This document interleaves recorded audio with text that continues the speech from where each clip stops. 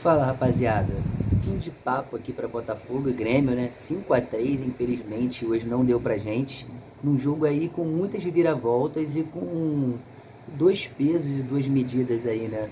No primeiro tempo muito bom do Botafogo. O Botafogo, apesar de ter tomado um empate ali, conseguiu se recuperar na partida e marcar o segundo gol, fechando o primeiro tempo vencendo em 2-1.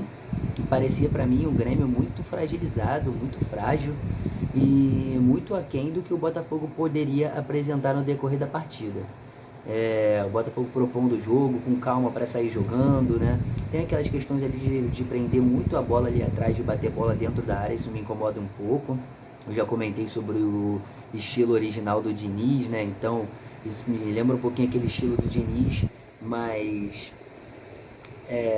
o Anselmo mostra que quer sair jogando, quer sair propondo bola, batendo bola sem pressa, né?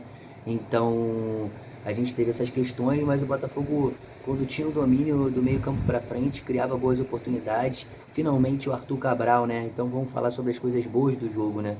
Além do Botafogo propor bem o jogo na partida, sair jogando, tabelando, criando jogadas com calma, o Arthur Cabral merecidamente, na minha opinião, né? Eu fiquei até emocionado com a reação dele no gol, porque por mais que muita gente critique, eu também critico muito as atuações dele, é um cara que nunca demonstrou falta de vontade com o Botafogo, né?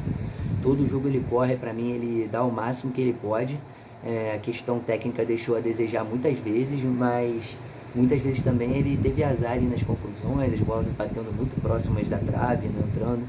E hoje ele merecidamente achou seu gol. Espero que daqui para frente comece a render mais e melhor. E aí o Botafogo toma o gol de empate, mas logo depois consegue entrar na partida novamente e vem batendo bola e sai aquela jogada ali no último passe do Monturo, né, que ele penteia para a esquerda, quebra a zaga no movimento ali simples e calmo, né, com 18 anos, impressionante. Eu comemorava mais o passe dele do que o gol do Danilo. Isso já tinha acontecido numa outra jogada do Botafogo no jogo anterior. Se vocês puxarem o vídeo aqui, eu falo mais ou menos parecido com isso, que eu comemorei mais o passe do que o gol.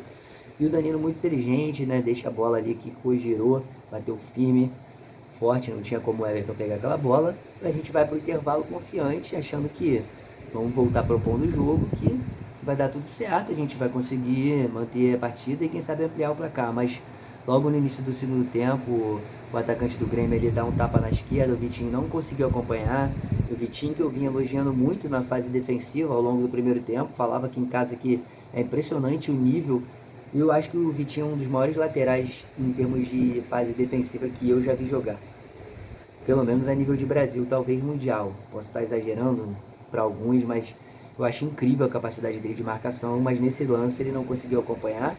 Acho que faltou um pouquinho de vontade, assim como faltou um pouquinho de atenção para o Barbosa também, que não acompanha o atacante do Grêmio, um cara grande, forte, ele chega, bate ali de cabeça pro gol, em cima do Neto. Em princípio eu achei que o Neto ainda conseguiria chegar, mas depois quando mostra o lance mais de perto, né, não tinha como, aquela bola explode ali mais ou menos em cima dele, não tinha, muito difícil defender aquela bola.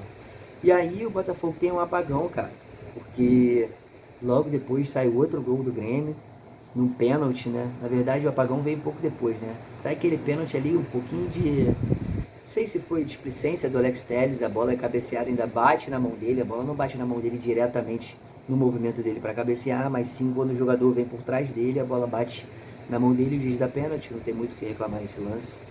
E logo depois do gol de pênalti, aí sim vem um apagão para mim, que o Grêmio vem, pressiona logo na saída de bola do Botafogo e já acha o quinto gol. E aí eu falei, pô, 5-2 é muito injusto, porque aí o Botafogo volta pro jogo um pouquinho, consegue acalmar ali, bater um pouco de bola. E antes desse lance do 5-2, quando o Grêmio faz o quarto gol, o Botafogo tinha tido a bola para o 4-3, né? Numa outra bola, boa jogada do Botafogo, batendo bola, penetração, né? Tabela. O Jordan Barreira, um minuto, 2 minutos depois de entrar, dá um tapa na saída do Everton, a bola vai caprichosamente na trave ali. O Júnior ainda comenta na transmissão que faltou um pouco de precisão, mas para mim ali é mais sorte do que precisão. O cara olhou o goleiro, bateu na saída, um pouquinho mais de rosca ali, ela ia abrir e fechar dentro do gol.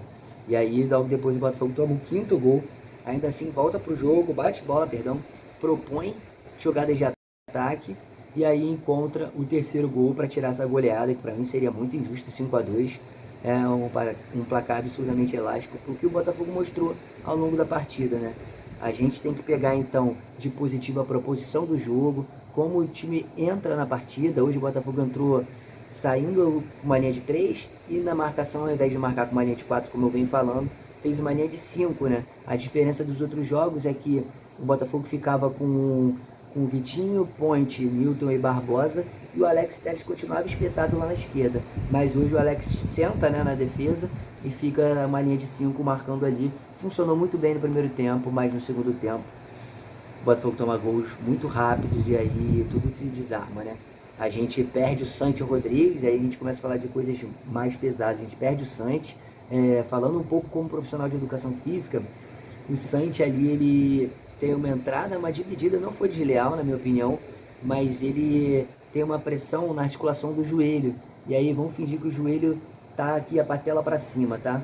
Ele faz esse movimento que a gente chama de força de cisalhamento, é uma força lateralizada na perna, quando ele está tentando, no caso ali ele não estava botando o pé no chão, mas ele estava com as pernas estendidas no carrinho, né? E tem essa força lateralizada, que na minha opinião, pelo que eu vi ali, me pareceu que teve um movimento da perna dele, né? Antinatural ali para fora, no caso, né? E aí, se for uma lesão, pode ser alguma coisa de ligamento colateral lateral, e aí menisco medial, enfim, alguma coisa nesse sentido, que seria leviano da minha parte tentar afirmar num visual de TV o que possa ter acontecido, mas uma suposição seria esse tipo de lesão. Espero que não, espero que seja mais uma pancada ali, mas a reação dele para um jogador tão raçudo foi de muita dor, que ainda tenta voltar e depois não consegue nem apoiar o pé numa jogada que ele já estava saindo em vantagem. Ele bota todo o peso do seu corpo na outra perna para não sacrificar ali a perna direita, né, se eu não me engano, que foi a perna do choque e consequentemente da lesão. Uma coisa a se atentar, essa derrota mostra fragilidades claras do time, né? A ausência de zagueiros para sobreposição, depois principalmente da lesão do Marçal, a necessidade extrema do transfer ban ser resolvido para que a gente possa registrar ali, segundo a transmissão da Globo, eram 5 jogadores, né?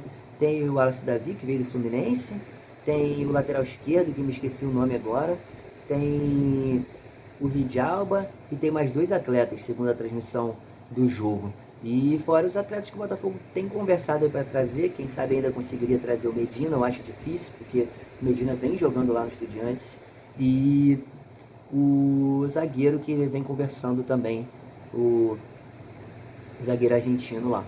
Então, isso tudo expõe muita fragilidade do time, o Anselmo tentando ali de alguma maneira fazer com que o time não ficasse mais frágil ainda ao longo dos gols que ele ia tomando. Muito legal, assim, a conclusão que eu tiro do trabalho do Anselmo é de que é um cara que a todo momento pode fazer com que o time volte a jogar. Ele nunca tá inquieto, nunca tá quieto, né? Ele tá sempre inquieto ali assistindo o jogo, conversando com seus auxiliares.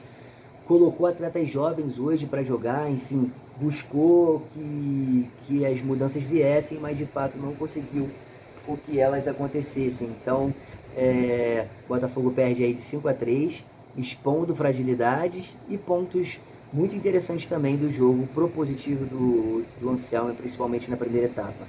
Na segunda etapa a gente tem ali um início para esquecer, mas depois atletas que entram, principalmente o Jordan Barreira, né? Impressionante, se a gente fizer um comparativo assim, mas o time já estava desorganizado, não dá para cobrar do atleta que entrou, mas você vê, por exemplo, o Natan buscando um pouco o jogo, você vê o Jordan Barreira presente, fazendo jogadas, participando de jogadas do gol, criando lances, buscando tabela, chutando bola na trave, enquanto, por exemplo, o Matheus Martins é inacreditável, cara.